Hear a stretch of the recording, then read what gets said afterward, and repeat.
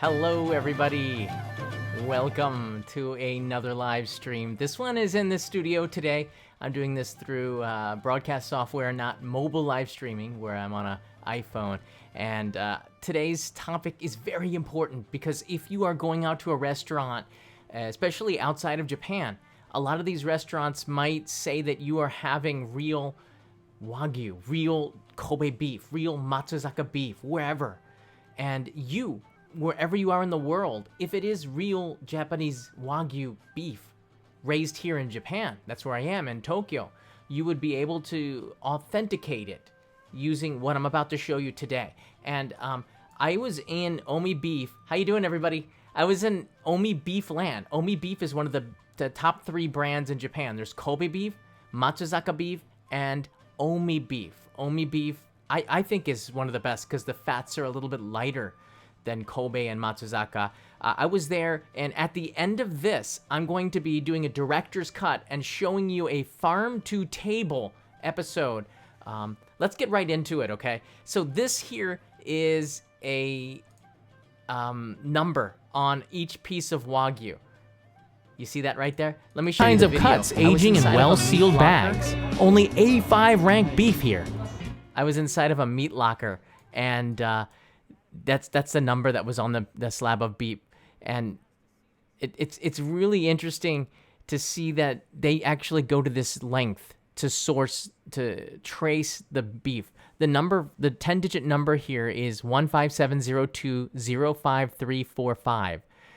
This is on the top. It says Wagyu Katarosu. Katarosu is the shoulder. Rib chuck, I think it is. Chuck eye. I forget the cut of it, but it's Katarosu in Japanese. And it says on the top here, Shiga Prefecture from here. We're going to go into the database now. The website link is actually, hold on a second. The website link for this is actually in the description of this video. So you're going to be able to go over there and check it out on your own and try this out. It's all in Japanese, but I think it's going to be pretty easy after we go over the procedure here.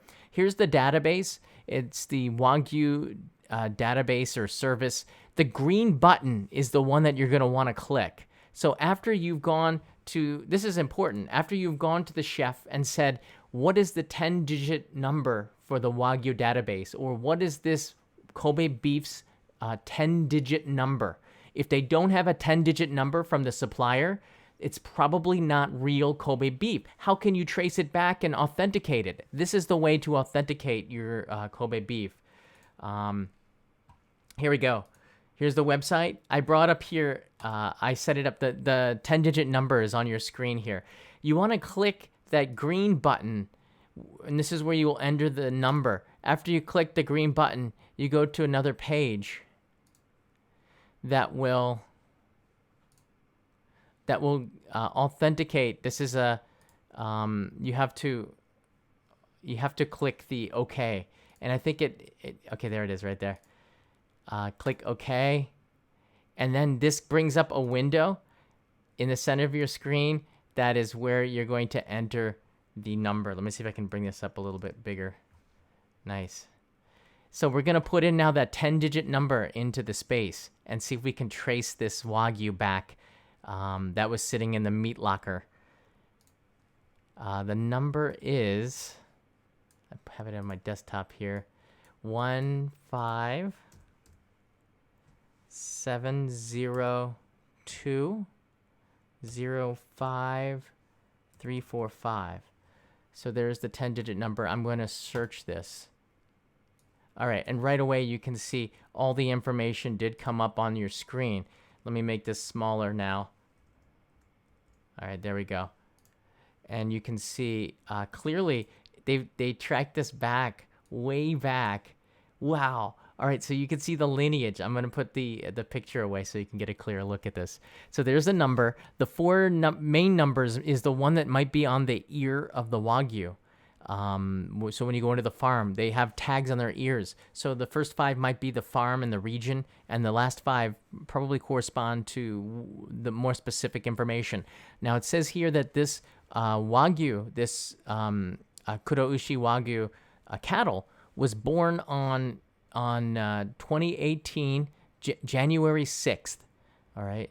And it was born to the mother. The mother's number is right there. 14204666155. That's the mother's number. So you can actually put that number in and search back the mother and the mother's mother and the mother's mother's mother. And you can see the lineage of the Wagyu beef that you're about to eat. This is so cool, right? I don't know why more people don't do this.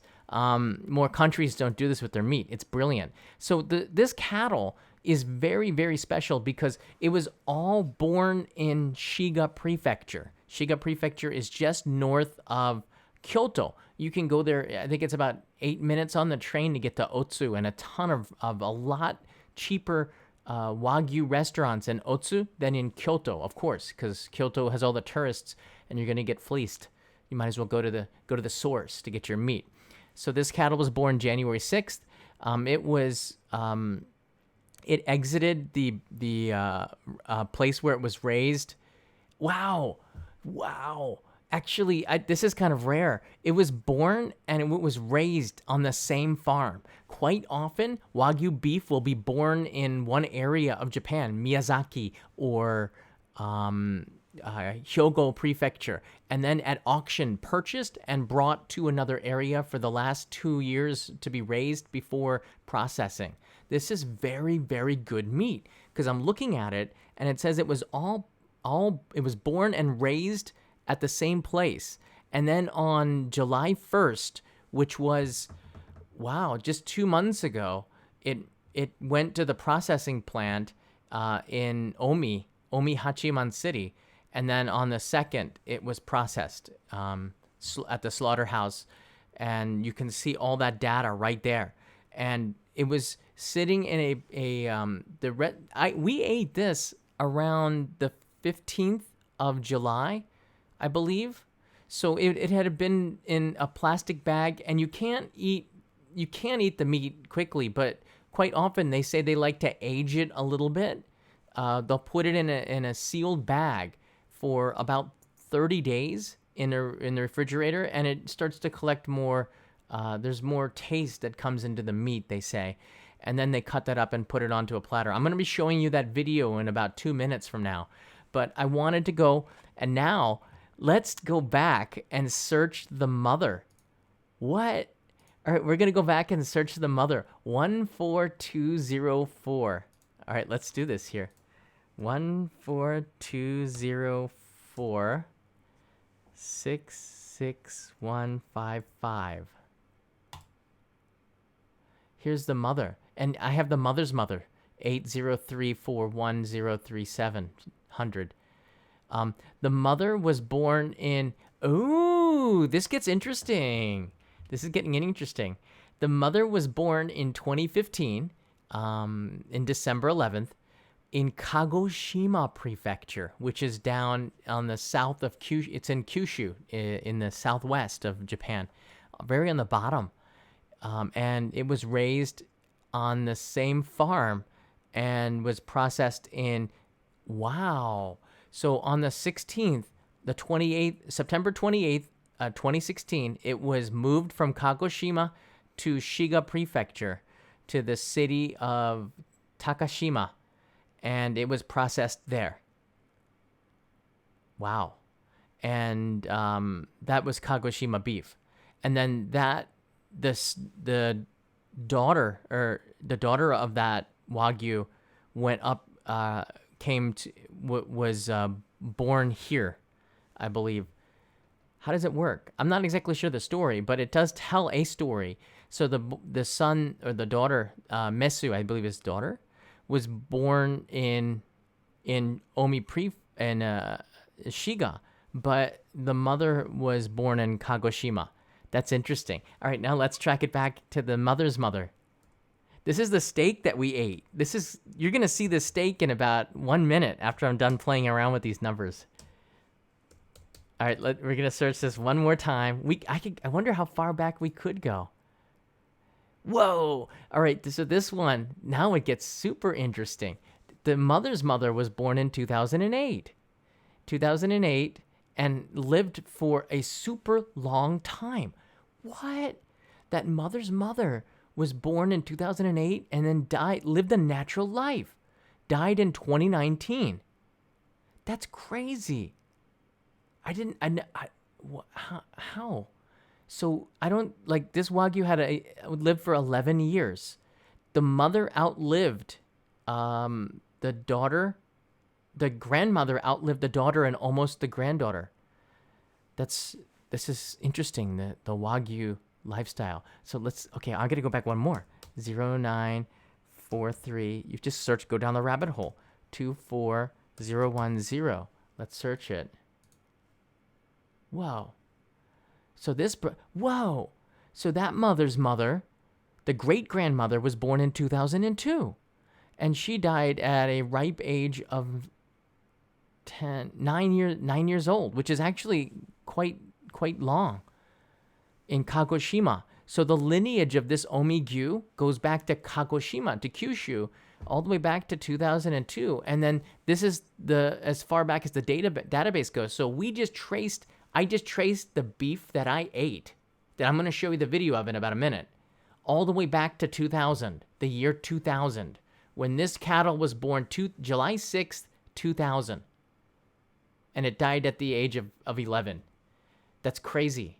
I was able to trace the steak that I ate back 20 years through the great-grandmother. That's amazing.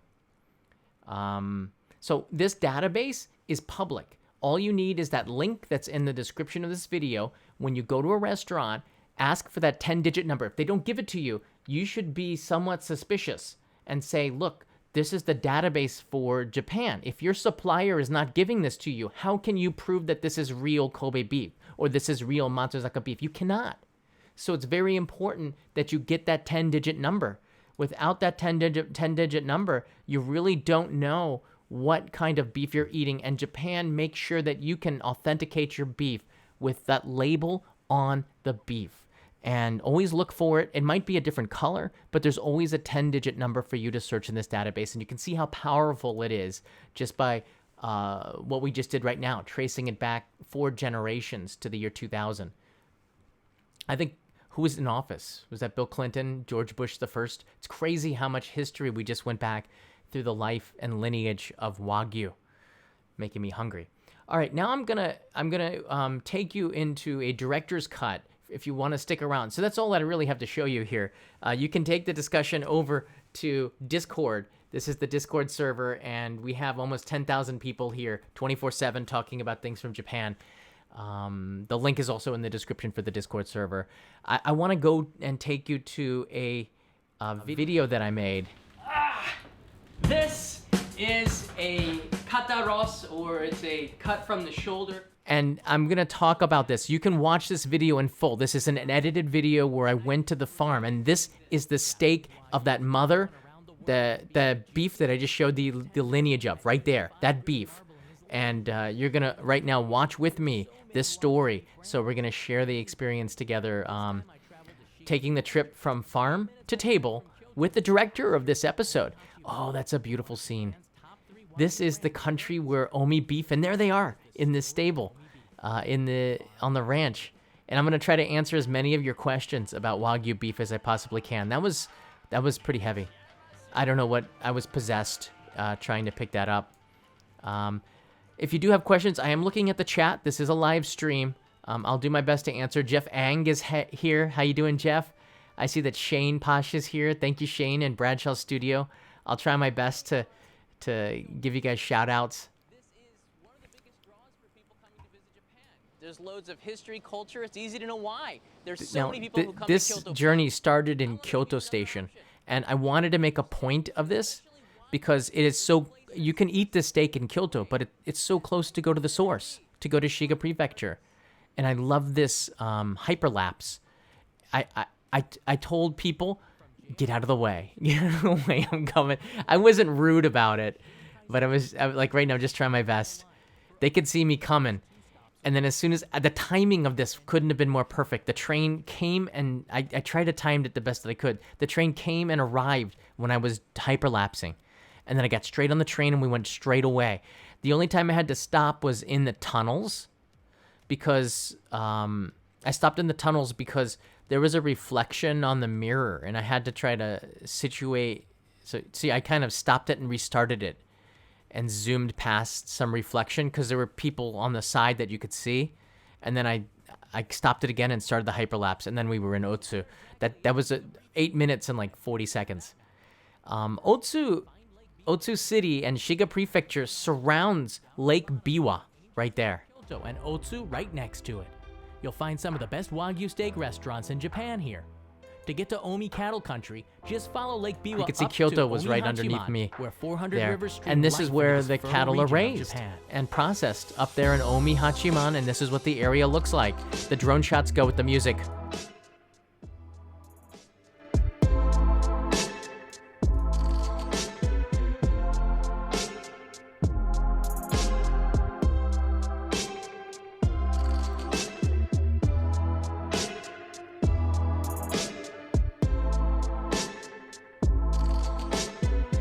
Welcome to Otsu.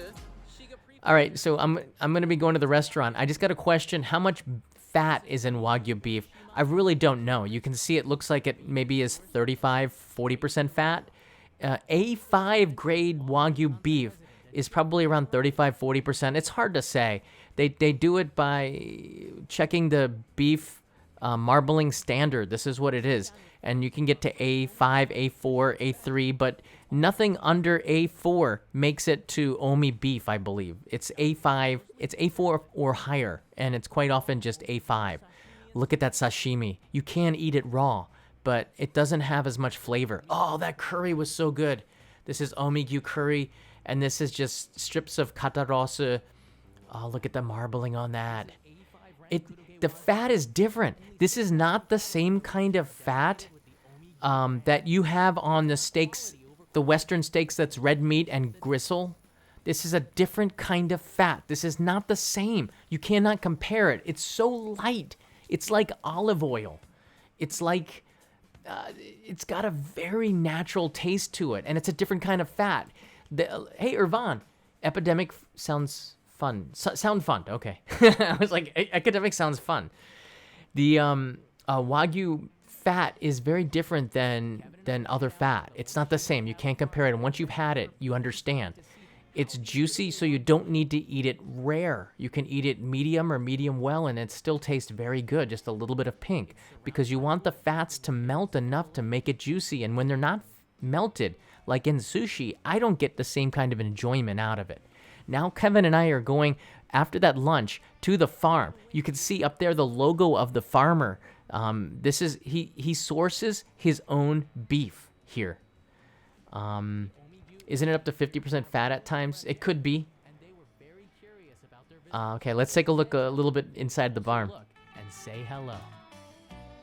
Kevin has raised cattle in Canada. Ah, I started it over. This is How do I fast forward? or it's Oh, a shoot. cut from the shoulder, 21 kilograms. That's not good. I thought that the video just keeps going.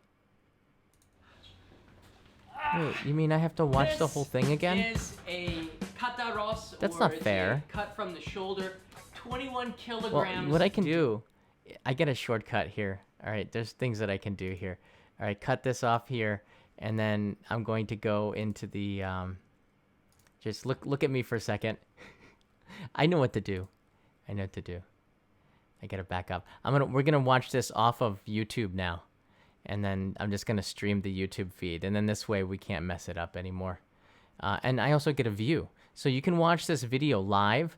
It is uploaded on my channel, and it's called John Daub, only in Japan. John Daub, Japanese Wagyu farm to table, Omi beef story. Okay. I have it keyed up here in the other thing. You know, you gotta roll with it. You gotta roll with it. All right. Make it into the website. There we go. Okay. So let's watch this here. And I don't know if we're going to have the music, but that's okay. After the drone shots, we're good. And the great thing is that I can kind of skip around a little bit and talk to you about this. So this is inside of the ranch. And you can see Kevin's having a good time with the Wagyu cattle. And on the ear, you can see the 4-digit number that we saw in the database is on the tag on their ear. So you really can't track it back. Come on now. There we go. Should be moving a little bit here. It might be a little bit choppy. These are not pets, okay? These are actually raised. You just have to think of it differently. And for people that are not used to seeing beef, not being used to living on a farm, this could be quite an interesting thing to see your food in this kind of form. Now, Kevin here, it's going to be a little jerky because it's in HD. Let me see if I can maybe get it to 720p. That might be better for the playback here. Yeah.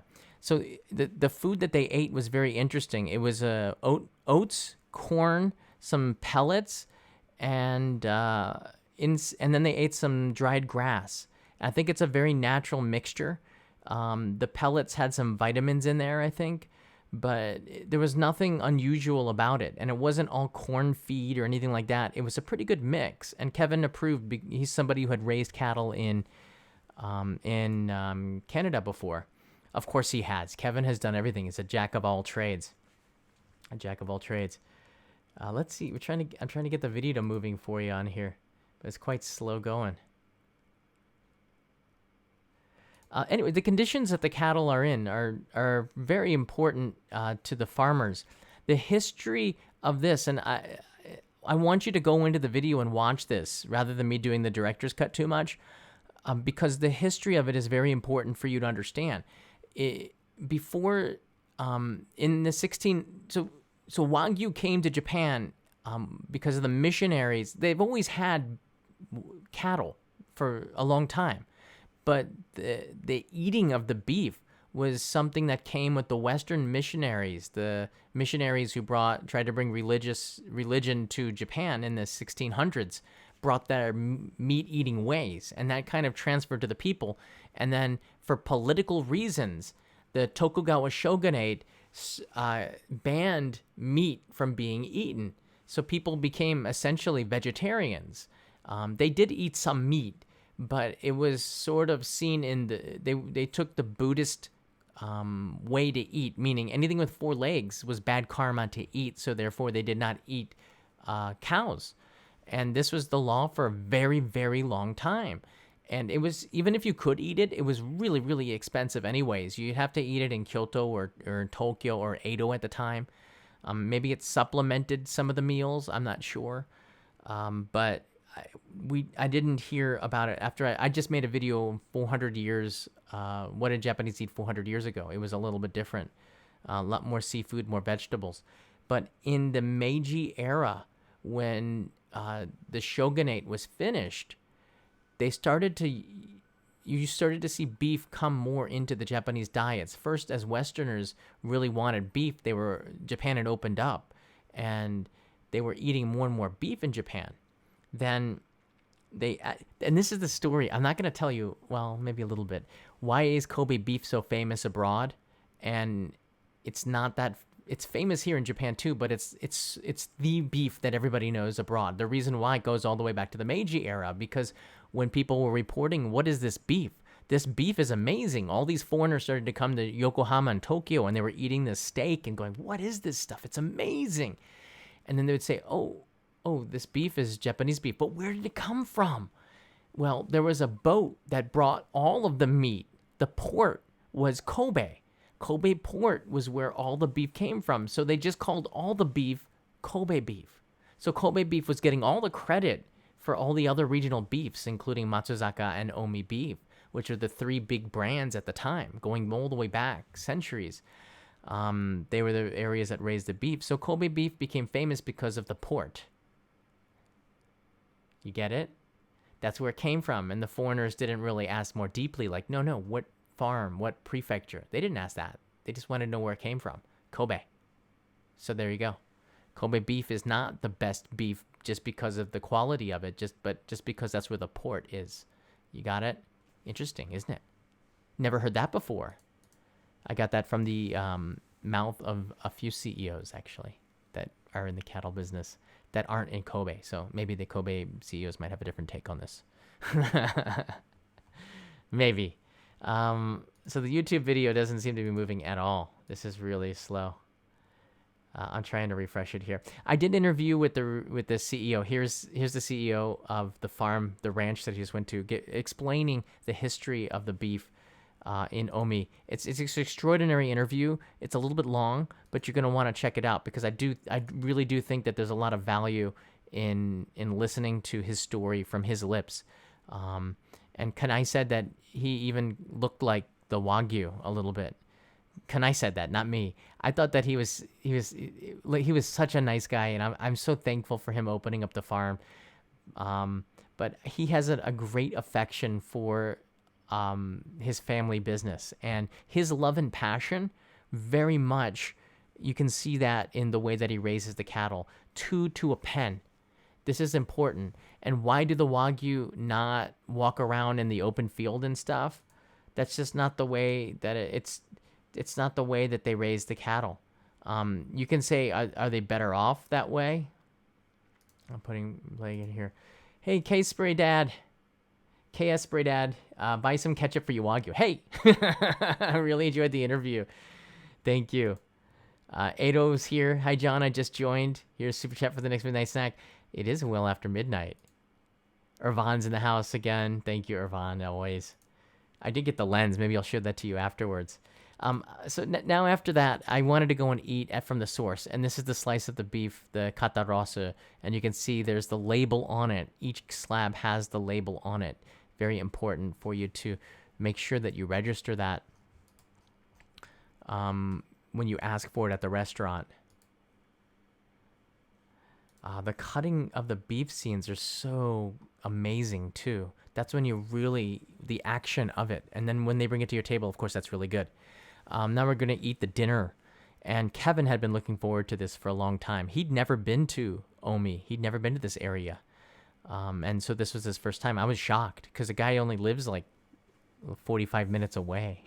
I'd be here all the time. Lily Chan's a traveler. Welcome. Why do they have rings in their nose was a question that had been asked a lot. The reason why, and I'm going to try to answer as many of the questions as I can, and I'll be doing a lot more Wagyu episodes in the future. The ring is something that I've asked every single Wagyu farm that I've been to. The answer is that the Wagyu are extremely lazy, and there are times where they need to get up and move. And if they don't want to move, they don't move for hours. They'll just sit, and they won't. You can't get them. You can't shock them because that would give them a lot of stress. You can't hit them. You don't want to beat them. The most humane way to get them up, you can't wait either, is with the ring on the nose, and they will lead by that. And you don't have to pull it hard at all. All you have to do is to bring it up, and they will come up naturally as a result of it. They do it. It's the most humane way, and all the farmers that I've talked to have said the same thing.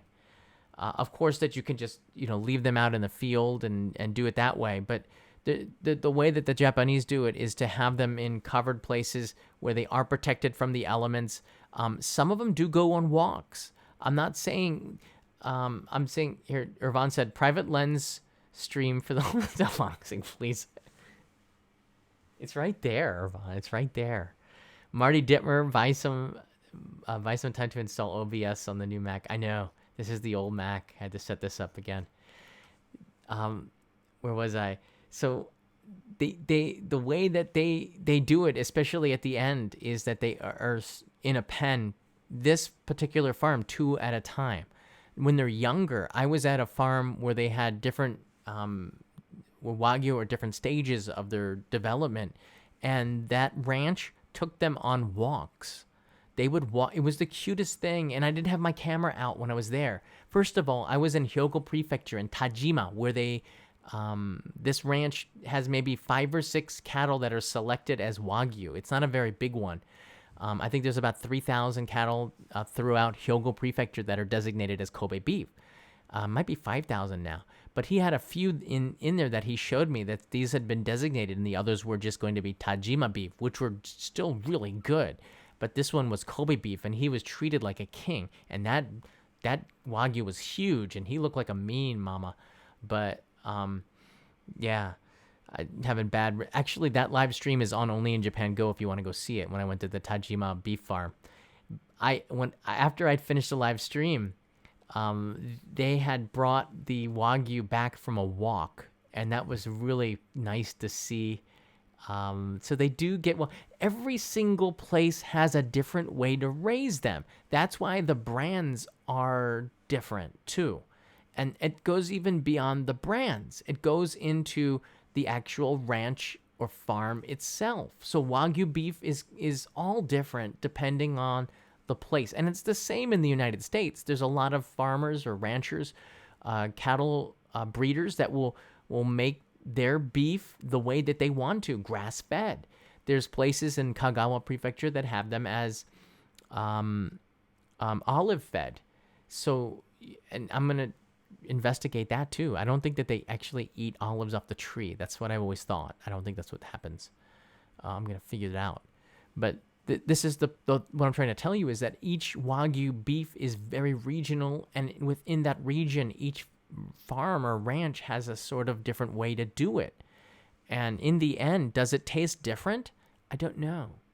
But what I have learned over and over going to different ranches is that if you compare the way that the livestock in general through the entire production of Wagyu in this entire country, the industry, the cattle going back to the time where people very much respected animals, the Buddhist times of the Tokugawa shogunate. This is how my opinion now. I'm not 100% sure on this.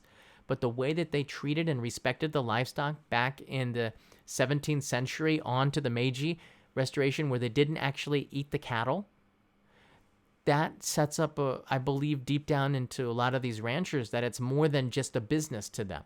I believe that a lot of them see, of course, it is a business, but they also see another side of it that I don't think that we see as Westerners. There's a history and culture going back to the treatment of animals and even the chickens. We have the best eggs, I think, in the world. In Japan, we eat them raw. You're going to be okay. We have the best chicken in Miyazaki, and they're raised in very humane ways. And if you treat them right and the meat is so good, you can charge more for it, which in the end profits everybody. And then because the meat is more expensive a little bit in Japan, maybe a lot, we eat less of it, and we're probably healthier as a result of it. It's hard for people who aren't living in Japan to see the whole picture, I think, or understand it, actually. It takes a little bit of time before it sinks in. John Kimura, thank you. I see you found our emoji. Yes, Kanai is asleep. It is 1:20 in the morning, and I have to keep it down. Do my best anyways. I get so excited when I see meat on the screen.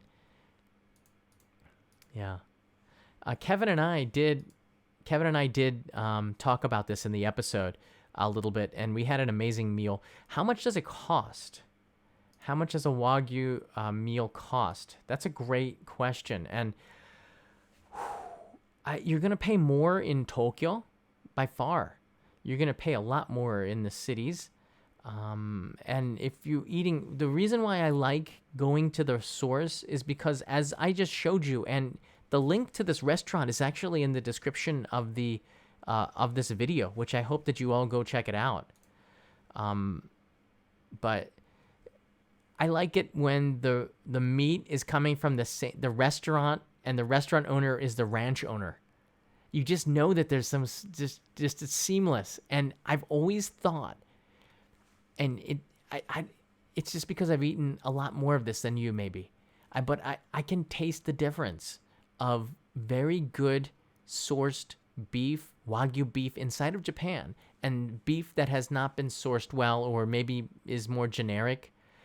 I do think eating it at this restaurant it was an experience that trumps eating it at home and getting the beef at a supermarket. Although it is very, very good, I can taste the difference in the oils and then the fats. It's so subtle, but it does make a big difference. And the more of it that you eat and try, the more that you know. But here's the thing. When I say the more that you eat, I'm not talking about volume. I rarely eat more than 100 grams. And that's like this much of the steak.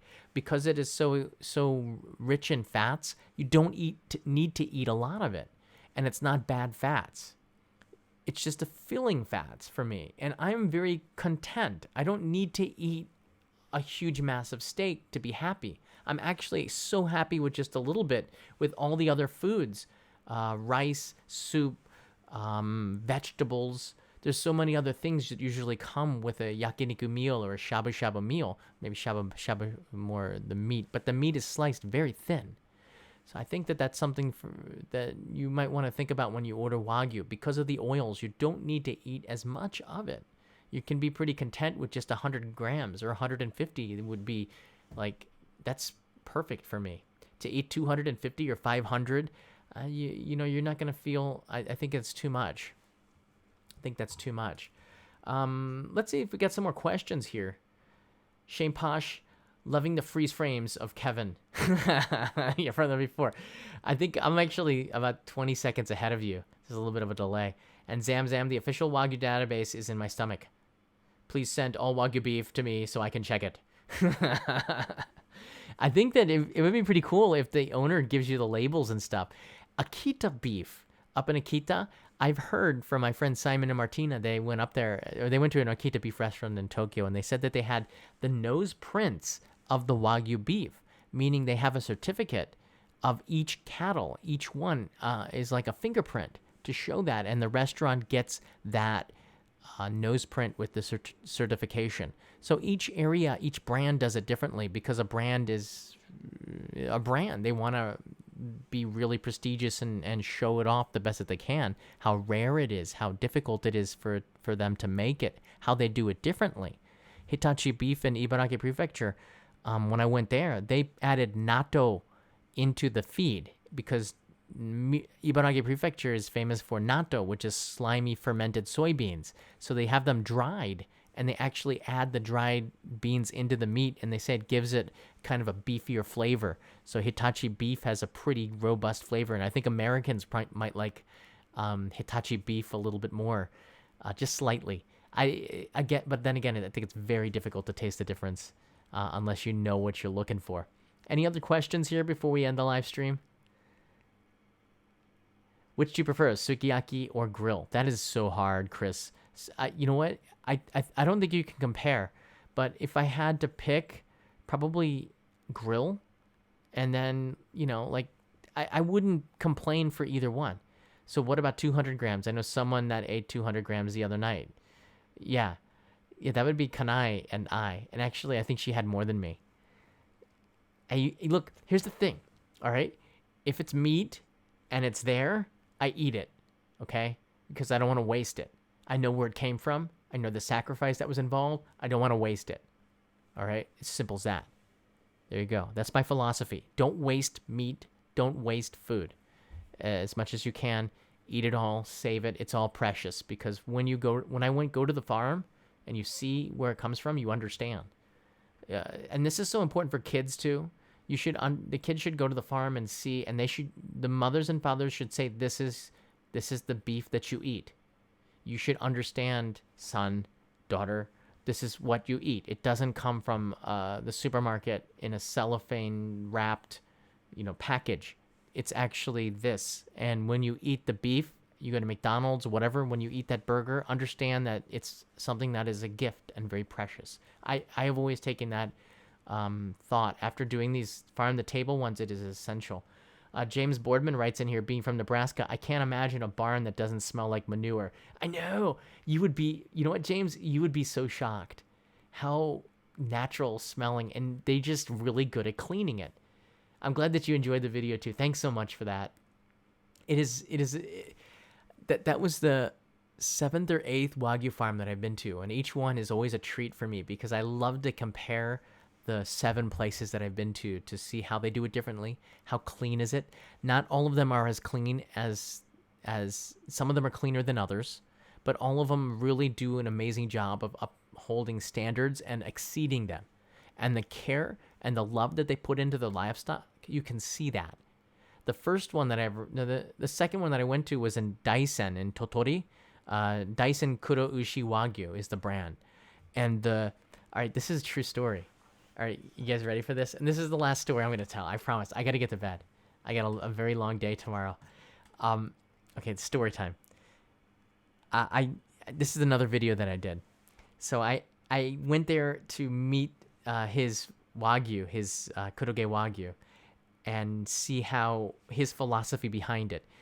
At the one in this video in Omi, they had 2 to a pen, but he had 3. He said when there are 3, they tend to make friends and they seem to be a little bit happier. The pens were a little bit bigger to accommodate 3, but he had 3 to a pen. And they were pretty happy. They all of them licked me. They weren't as startled. I think they were more used to people at the Daisen Kuro at the one, what is it, Daisen Kuroge Kuro Ushi Wagyu. They were pretty friendly because the CEO was taking, I'm not joking, taking psychology classes to understand the thinking of the Wagyu that he was raising. He was taking classes to learn and find a way to make his livestock happier and better tasting. He went to that length where he had, when I was there, somebody who had been studying animal science at university who was teaching him on what the Wagyu was thinking. That freaked me out. And that was like, you go to that length. Wow. This is more than just like your livelihood, isn't it? He said, yeah. He says they're not kids and anything. It's just a different kind of a relationship. It's a farmer to animal kind of a relationship in Japan, which I think is very special. He goes in there and he brushes each one of them himself too. Not just the staff, but he goes in there and he brushes them and they know him. And I remember he told me, come on into the pen. And there was no manure down there. They clean it really good. And I said, I don't know, man. Like, first of all, they're bulls and they got horns. And what if he goes like this? And he just gorges me. Like, he goes, no, they're not going to do that. And actually, they're such docile creatures and you can see it in their eyes. So I trusted him and I went in there and he gave me a comb and I started brushing the side of it. And at first, that Wagyu turns around and looks at me like this. And like, I guess I was doing it wrong. But eventually I got the hang of it and we made friends and that Wagyu remembered me. He came over and I like to believe he was saying goodbye, see you next time or whatever they're thinking. But the care and the detail in the food, the diet, I compared it to a 5-star hotel, and maybe that's not fair because it's not a hotel. But I think when they're inside and indoors like they are out of the elements. There's no predators. You remember the movie Babe with the pig? Do you remember the wolves coming in and attacking the sheep?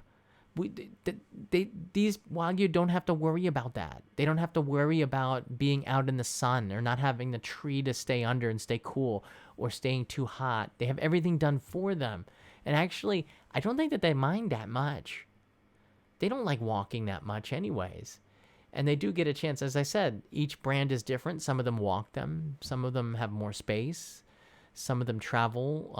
They'll move from pen to pen and they rotate them. They're not just staying in that for the entire time. I just want you to understand that. I've seen, like other industries in other countries where there's not even enough space for the livestock to turn around. And for me, that breaks my heart. Just like the chicken industry in the U.S. is, it breaks my heart to see them all never seeing sunlight. It's crazy.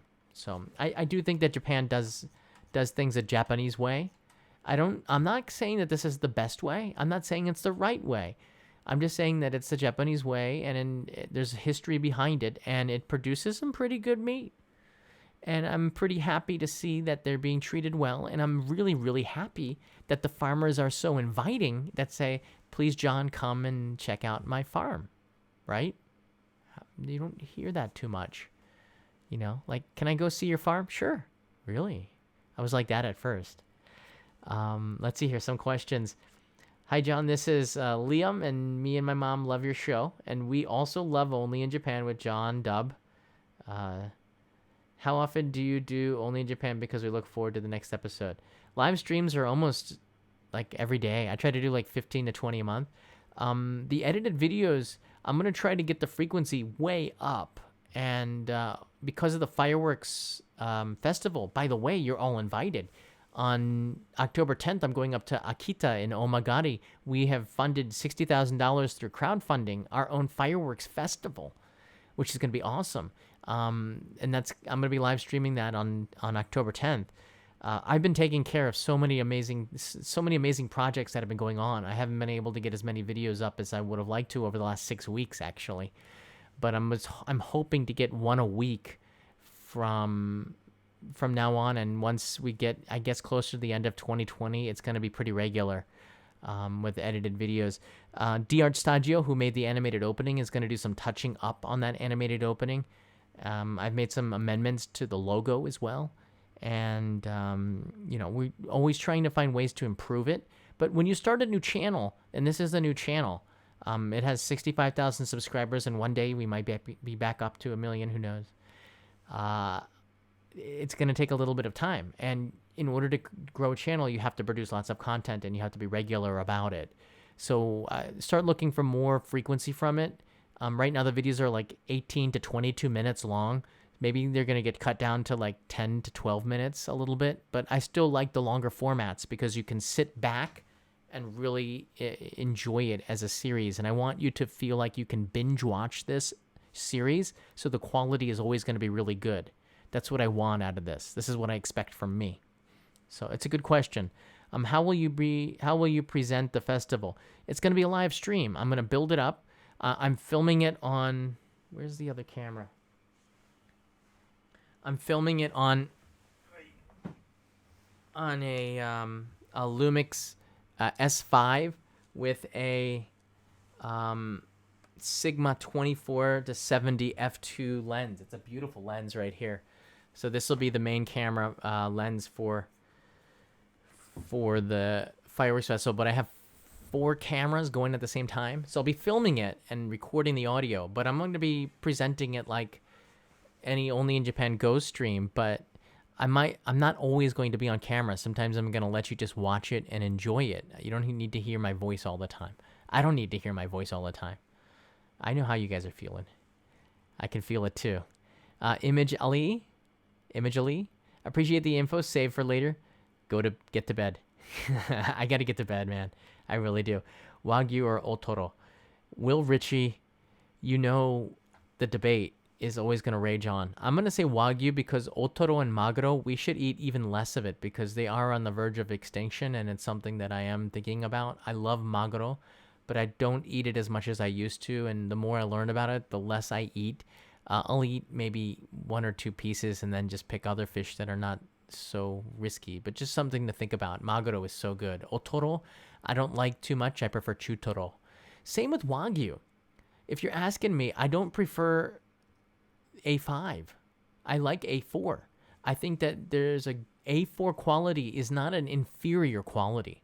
A4 just means that there's more red meat. That it's still a lot of fat, but the amount of red meat is more than A5. So A4 just means there's more red meat, which means it has a meatier taste to it. So actually, A4 can be a better meat depending on what you want to eat. Like, which is better, apple pie or, like apple cinnamon pie? Yes, they're 2 different things. Maybe apple cinnamon.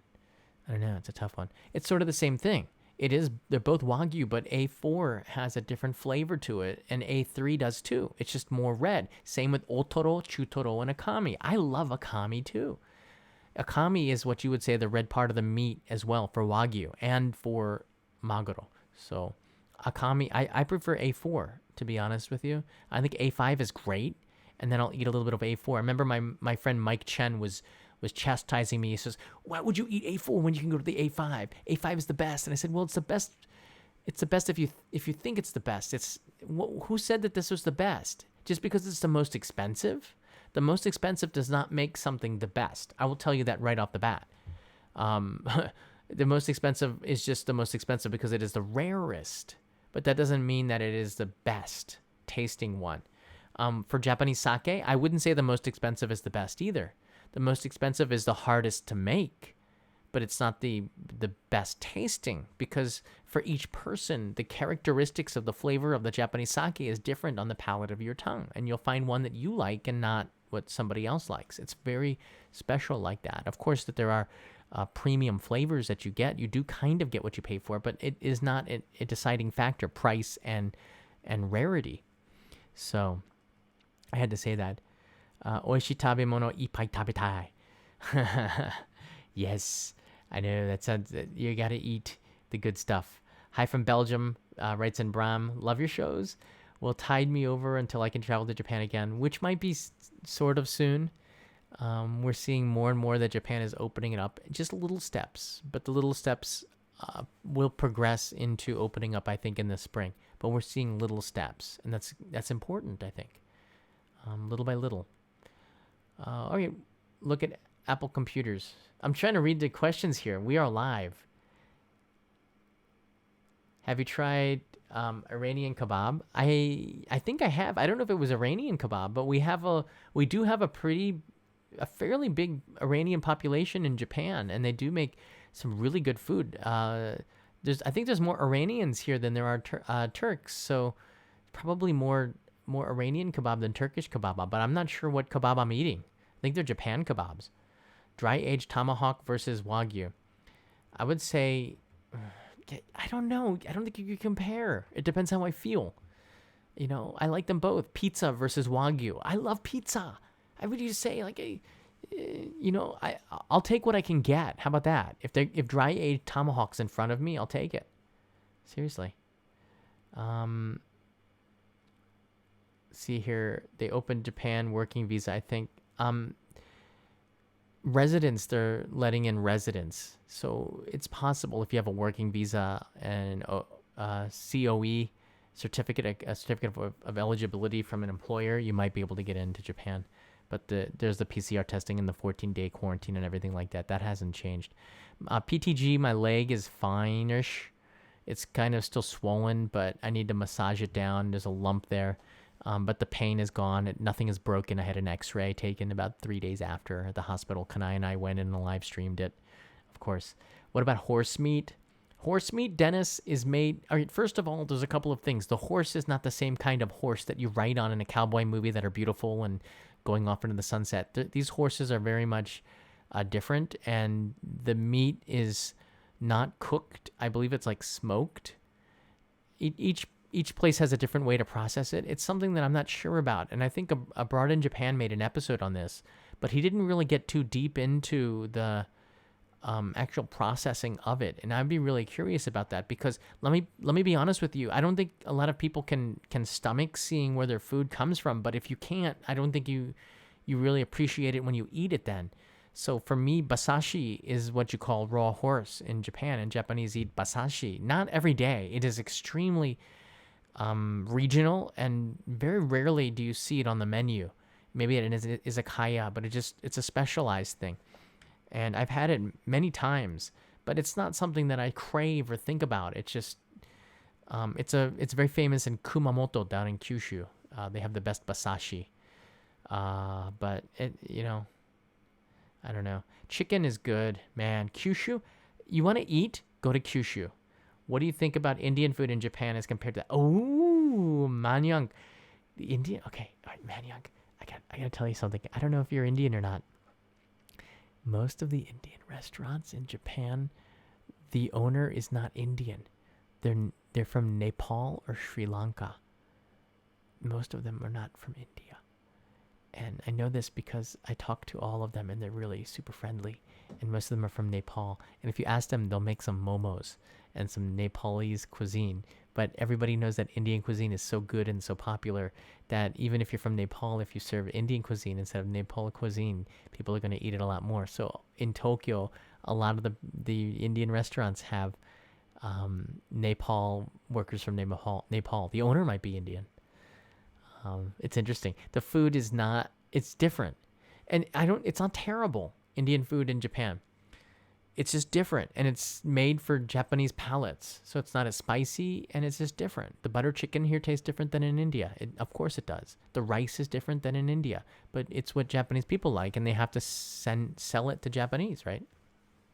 Just like how are Indians liking Ichiban curry in Delhi? They opened up some Japanese curries restaurants in New Delhi, and apparently there have been lines to get in to try it. So Japanese curry is doing pretty good. Let's see. Oh, by the way, I do have, just to end this now, because I'm getting into the end of this. What is the region produces the best Wagyu?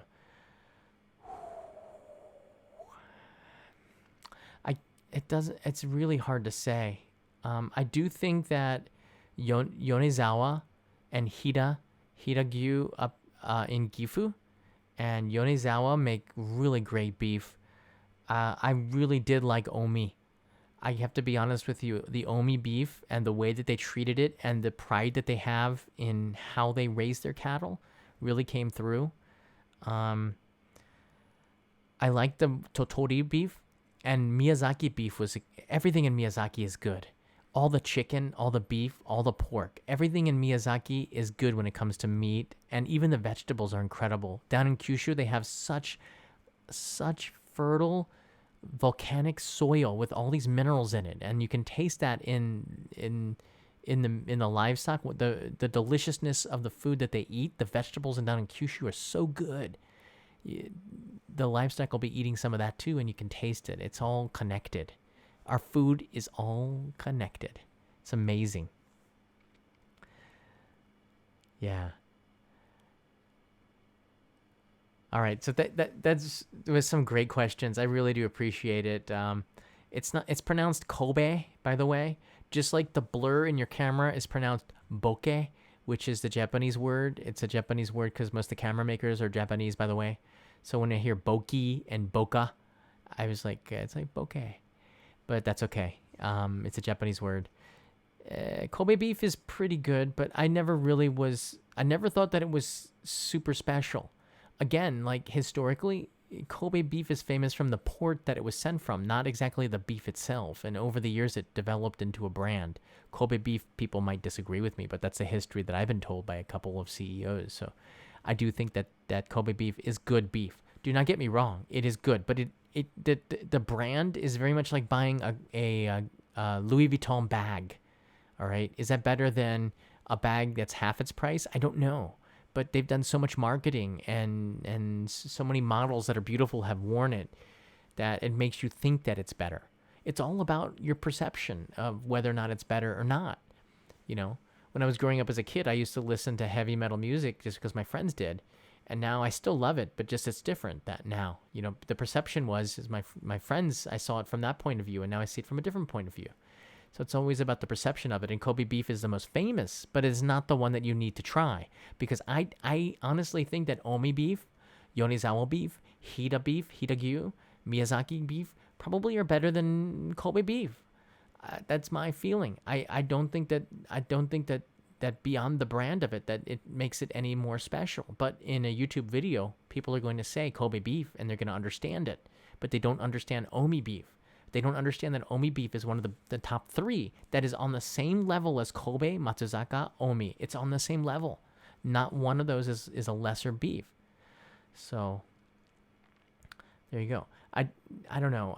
You probably wouldn't consider Def Leppard to be a metal band, but I grew up with them, and Metallica was always really good, and Iron Maiden. Yeah, we like some good metal there. Megadeth. Baby metal. More recently. Thanks, guys. I appreciate it. Tomorrow, I was gonna go to Saitama, but that got canceled because the next day at 5 a.m, Kanai and I are gonna be making a trip to Nagoya, so that's gonna take precedence over the trip to Saitama, and we're gonna do some live streams in the Nagoya Gifu area for just 24 hours, and then we're gonna come back. I believe we're gonna be staying at a ryokan that's really nice, and then on the 9th of October, we're taking the Shinkansen to Akita for the fireworks festival, and there'll be like 5 live streams. So we're going to be very, very busy this month with live streams, and I'm taking you all over the country. So it has started, the shooting for the Only in Japan channel.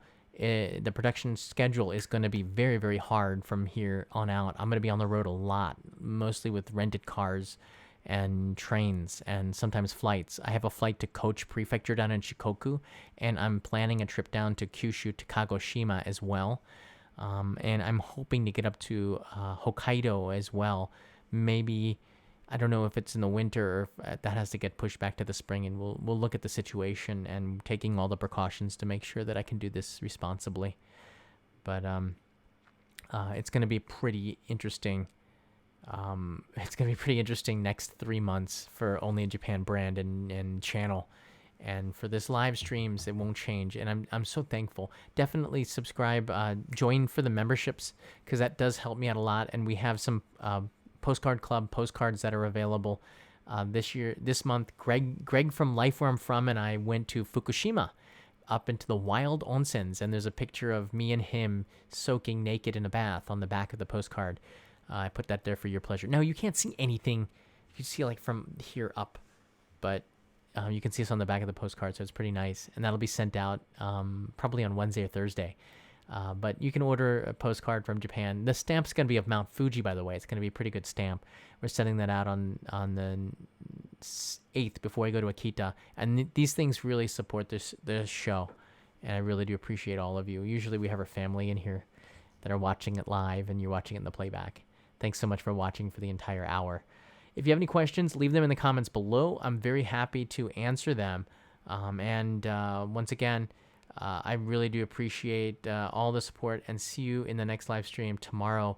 To take the place of the Saitama live stream, there's a high percentage chance that Peter and I will do something tomorrow somewhere in the city and discuss a topic that will change the lives of you and your loved ones forever. Did I build that up? I built that up a little bit. All right, folks, have a good day. Have a good night. See you next time.